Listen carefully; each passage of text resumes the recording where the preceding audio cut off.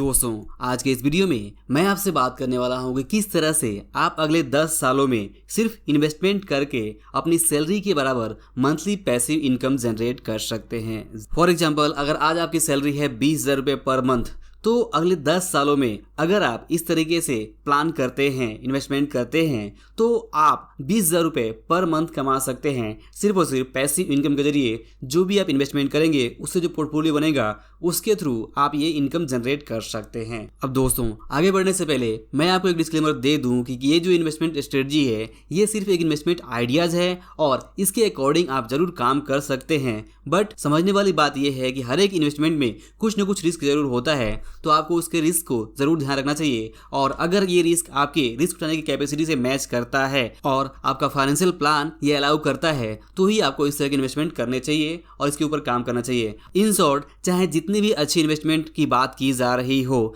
लेकिन हमेशा आपको अपने रिस्क उठाने की क्षमता को ध्यान में रखते हुए अपना दिमाग लगाकर ही कोई इन्वेस्टमेंट स्ट्रेटजी में अपना पैसा लगाना है। और चाहे कोई भी हो, आपको आंख मूंद कर किसी के ऊपर इन्वेस्टमेंट के बारे में भरोसा नहीं करना है। अब दोस्तों, अगर बात करें अपने मेन टॉपिक के ऊपर कि कैसे आप अगले 10 सालों में अपनी करंट सैलरी के बराबर per month saving and investment करके आप अपने लिए एक पैसिव इनकम का जरिया बना सकते हैं, तो दोस्तों सबसे पहले इस इन्वेस्टमेंट स्ट्रेटजी में बात आती है सेविंग की, पैसों की बचत की। जी हाँ, आपकी जो भी मंथली इनकम है, चाहे वो 10,000 है, 20,000 है, 30,000 है, 40,000 है, 50,000 है, लाख है, आपको यहाँ पे ध्यान रखना है कि 50% अमाउंट जो भी आपकी सैलरी है उसका यहाँ पे बचत करना है। फॉर एग्जाम्पल, यहाँ पे अगर आपकी सैलरी है 20,000 रुपये पर मंथ, तो आपको हर महीने 50% यानी कि 10,000 रुपये की बचत करनी है। अब आप ये जो 10,000 रुपये बचत करेंगे, इस 10,000 रुपये को आपको मंथली इन्वेस्टमेंट करना है। और इन्वेस्टमेंट आप कहाँ करेंगे ये कंप्लीटली आपके ऊपर है। बट यहाँ पे एग्जाम्पल के लिए मैं यहाँ पे बात करने वाला हूँ कि अगर आप पर मंथ 10,000 की SIP करते हैं निफ्टी 50 इंडेक्स फंड में, जहां से कि आपको 12 से 15% का जो रिटर्न है वो अगले 10 सालों में अगर मिल जाता है, तो आप ये जो टारगेट है वो जरूर अचीव कर सकते हैं। आप अपने स्क्रीन पर देख सकते हैं कि यहाँ पे एक कंपाउंड इंटरेस्ट कैलकुलेटर है, जिसमें इस एग्जाम्पल के थ्रू यानी कि अगर आपकी सैलरी है 20,000 और इसका 50% यानी कि आप 10,000 रुपये मंथली सेव कर रहे हैं, तो 10,000 इस मंथली जो सेविंग है इसको अगर आप इन्वेस्ट करते हैं और यहाँ पे इन्वेस्टमेंट पीरियड मान लीजिए कि 10 साल, अगले 10 साल आप इन्वेस्टमेंट करते हैं और हम ऐसा मान के चलते हैं कि यहाँ पे आपको लगभग 15% का जो CAGR रिटर्न मिल जाता है, तो यहाँ पे आप देखेंगे कि आपने अगले 10 साल में लगभग 12 लाख रुपए की सेविंग की, जिसके ऊपर आपको 16 लाख रुपए का जो लाभ है वो हो रहा है। और इस तरह से आपके पास टोटल जो अमाउंट बन रहा है वो बन रहा है 28 लाख रुपए लगभग। तो अब जैसे ही एक बड़ा अमाउंट यानी कि 28 लाख रुपए आपके पास बन जाते हैं, तो आपके पास कई सारे ऑप्शन खुल जाते हैं जिसके थ्रू आप यहाँ पे पैसिव इनकम जनरेट कर सकते हैं। बट यहाँ पे हम सीधा सीधा बात करेंगे कि अगर आप वापस से यहाँ पे निफ्टी 50 इंडेक्स फंड में ही वापस इन्वेस्टमेंट करते हैं और मान लीजिए कि वोलेटिलिटी के कारण आपको यहाँ पे रिटर्न थोड़ा कम मिलता है और मान लीजिए कि 10% रिटर्न मिलता है, तो आप देखेंगे 28 लाख का जो 10% होता है वो होता है 2,80,000 रुपये। और अगर आप 2,80,000 को डिवाइड करते हैं 12 से यानी कि 12 महीनों से, तो यहाँ पे जो अमाउंट निकल के आता है वो आता है लगभग 23,333 रुपये। जबकि हमने यहाँ पे बात की थी शुरुआत में कि आपकी जो सैलरी थी वो थी 20,000 रुपये और उसका 50% सेव करके आप यहाँ पे बनाना चाहते थे अगले 10 सालों में कि आपको 20,000 रुपये का मंथली इनकम पैसिव इनकम के रूप में हो। तो इस तरह से आप यहाँ पे सेविंग इन्वेस्टमेंट करके अगर आपको यहाँ पे रिटर्न जो है वो 15% मिल जाता है, तो आप इजीली ये टारगेट अचीव कर सकते हैं। बट मान लीजिए कि ये रिटर्न आपको यहाँ पे नहीं मिलता है, तो ऐसे केस में आप अपना जो समय है वो 1, 2 साल, 5 साल बढ़ा सकते हैं। फॉर एग्जाम्पल, मान लीजिए कि आपको जो रिटर्न मिल रहा है वो यहाँ पे 15% की बजाय 12% मिल रहा है, तो ऐसे में अगर आप यहाँ पे जो इन्वेस्टमेंट का पीरियड है वो 2 साल बढ़ा देते हैं, तब आप देखेंगे कि आपके पास 32 लाख रुपए हो जाते हैं। और उस 32 लाख को अगर आप यहाँ पे 10% का लाभ लेते हैं किसी भी दूसरी इन्वेस्टमेंट से,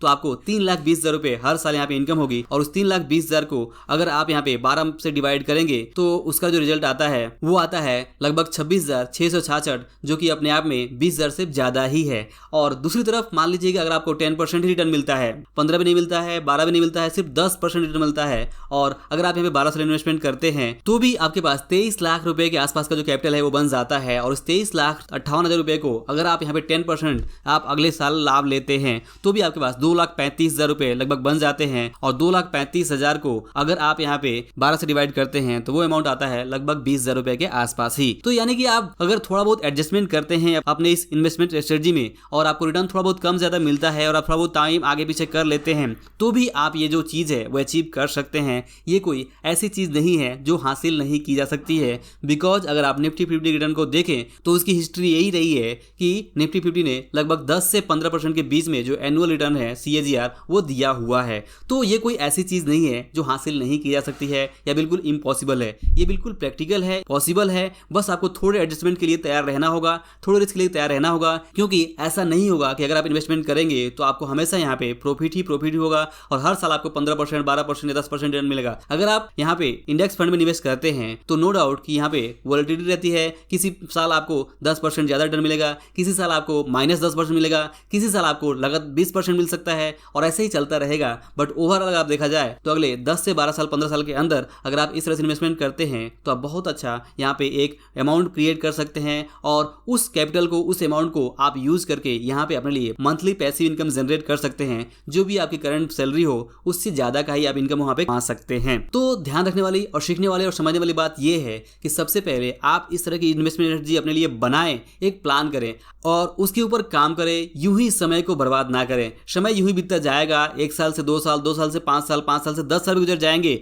लेकिन अगर आप किसी भी इन्वेस्टमेंट स्ट्रेटजी पे काम नहीं करेंगे लगातार डिसिप्लिन से तो कोई भी इन्वेस्टमेंट स्ट्रेटजी आपके लिए काम नहीं करेगा और आप शायद वेल्थ नहीं बना पाएंगे। तो ये यहाँ पे बहुत जरूरी हो जाता है कि अगर आप सच में अपने लिए वेल्थ क्रिएट करना चाहते हैं और आपका कुछ टारगेट है कि आप पैसे इनकम कमाएं तो इसके लिए जरूरी है कि आप जितना जल्द हो इन्वेस्टमेंट की शुरुआत करें और प्रॉपर डिसिप्लिन तरीके से लगातार इन्वेस्टमेंट करते जाएं एक प्लान बनाकर। और ये जो आइडियाज मैंने आपसे डिस्कस की, इस आइडियाज के ऊपर आप अपने हिसाब से यहाँ पे चेंजेस कर सकते हैं। इसमें कोई भी जरूरी नहीं है कि जैसा मैंने कहा एग्जैक्टली आपको वैसा ही करना है। बट आप आइडियाज ले सकते हैं और अपना दिमाग यूज करके यहाँ पे जो भी चेंजेस है अकॉर्डिंग टू योर सिचुएशन आप कर सकते हैं। फॉर एग्जाम्पल अगर आपके पास समय ज्यादा है और आप अगले 10 की बजाय 15 साल तक लगातार इन्वेस्टमेंट करते हैं और आपको 10% ही अगर रिटर्न मिलता है तो आप यहाँ पे 41 लाख का जो अमाउंट है वो बना सकते हैं। और अगर आपको मान लीजिए कि 10 की बजाय 11 या 12 का यहाँ पे रिटर्न मिल जाता है तो आप देखेंगे कि 50 लाख रुपए आप बना सकते हैं अगले 15 सालों के अंदर सिर्फ और सिर्फ 10,000 रुपए का हर महीने इन्वेस्टमेंट करके।